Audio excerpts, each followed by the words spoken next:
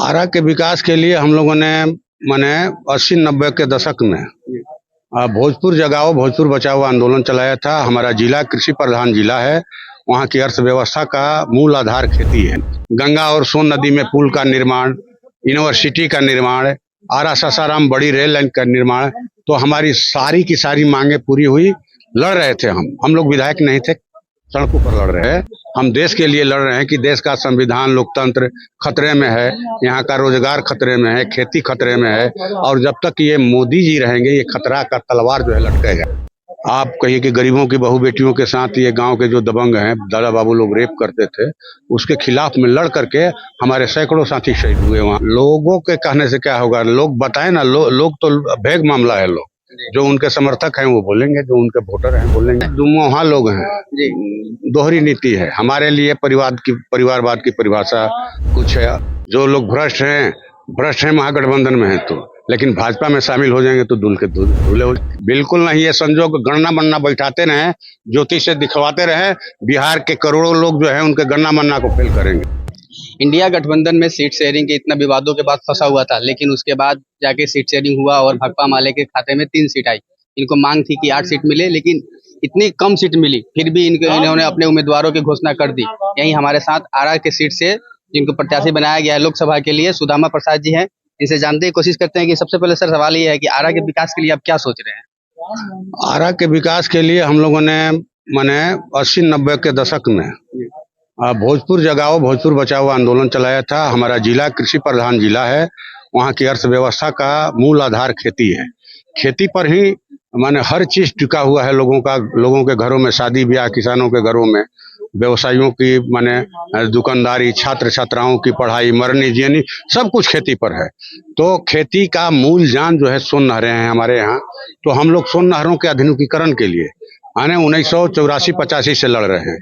या सोन नदी का पानी बाढ़ के दिनों में बर्बाद हो जाता है, बह जाता है, उसके रोकथाम के लिए रोहतास के मटिहानी में कदवन जलाशय बनाने की मांग हम लोग माने शुरू किए। 90 में उसका शिलान्यास भी हुआ था। इसके बाद जो है माने गंगा और सोन नदी में पुल का निर्माण, यूनिवर्सिटी का निर्माण, आरा सासाराम बड़ी रेल लाइन का निर्माण, तो हमारी सारी की सारी मांगे पूरी हुई। लड़ रहे थे हम लोग विधायक नहीं थे, सड़कों पर लड़ रहे थे। लेकिन उसमें से जो है सोन नहरों का आधुनिकीकरण और कदवन जलाशय का डिमांड जो है अधूरा है। इसलिए जो है हमने जो है इसको एक कहा जाए कि एजेंडा में रखा है। एक एजेंडा में तो ऐसे देश का चुनाव है, हम देश के लिए लड़ रहे हैं कि देश का संविधान लोकतंत्र खतरे में है, यहाँ का रोजगार खतरे में है, खेती खतरे में है, और जब तक ये मोदी जी रहेंगे ये खतरा का तलवार जो है लटकेगा। इसलिए इनको हटाना जरूरी है। ये हमारे 1 नंबर का एजेंडा है। लेकिन हम जिले में लड़ रहे हैं तो जिले का जो मूलभूत सवाल है, रोजी रोटी का सवाल, रोजगार का सवाल, वो हम उठाएंगे इसको।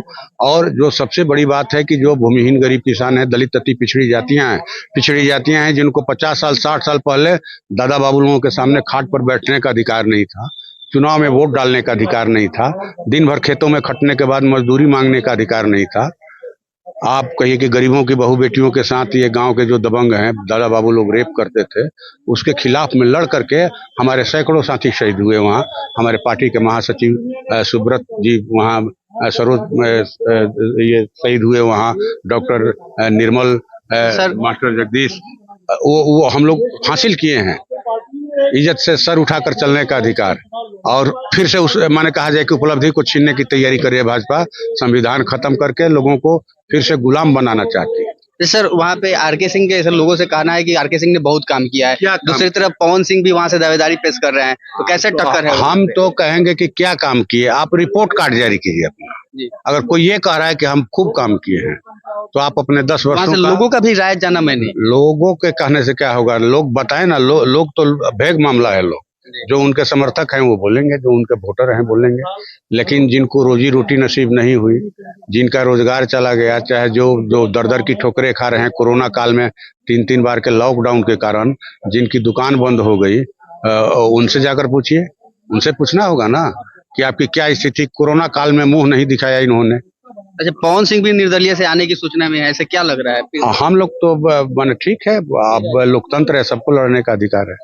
अच्छा, परिवारवाद पे जो अभी प्रेस कॉन्फ्रेंस हुआ था, रविशंकर प्रसाद जी ने कहा कि परिवारवाद का मतलब ये नहीं है कि अपने वंश को बढ़ाना, परिवारवाद का मतलब है कि एक पार्टी को बढ़ाया जाता ये है। दुमोहा लोग हैं, जी दोहरी नीति है। हमारे लिए परिवारवाद की परिभाषा कुछ है। अगर अमित शाह का लड़का जय शाह बिना क्रिकेटर हुए, बिना कोई क्रिकेट की जानकारी के बीसीसीआई का चेयरमैन हो जाए, ठीक ना, चिराग पासवान अपने जीजा को खड़ा करे, या माने बीजेपी के नेता रविशंकर प्रसाद हों, या फिर अनुराग ठाकुर हैं, राजनाथ सिंह हैं, सारे लोग हैं, तो इनके लिए वो परिवारवाद नहीं है। ठीक ना, परिवारवाद सिर्फ महागठबंधन में है। जो लोग भ्रष्ट हैं महागठबंधन में है, तो लेकिन भाजपा में शामिल हो जाएंगे तो धुले हो जाएंगे। ऐसा भी कहा जा रहा है कि लालू यादव बिहार में अपना फिर से वो पुराना जंगल राज वाला प्रत्याशी उतार रहे हैं। अफवाह है। इसी अफवाह के बल पर बीजेपी फिर से माने कहा जाए कि सत्ता में आना चाहती है, लेकिन ये इनका 400 पार नहीं है, 400 हार है। 400 हार रही है भाजपा, इसीलिए ये जो है बौखलाए हुए हैं। ऐसा कहा जा रहा है कि नरेंद्र मोदी कल आ रहे हैं 4 तारीख को, तो 440 और 400 पार का संजोग बन रहा है। बिल्कुल नहीं, ये संजोग गणना बनना बैठाते रहे, ज्योतिष से दिखवाते रहे, बिहार के करोड़ों लोग जो है उनके गणना बनना को फेल करेंगे। 40 सीट हार रही है भाजपा।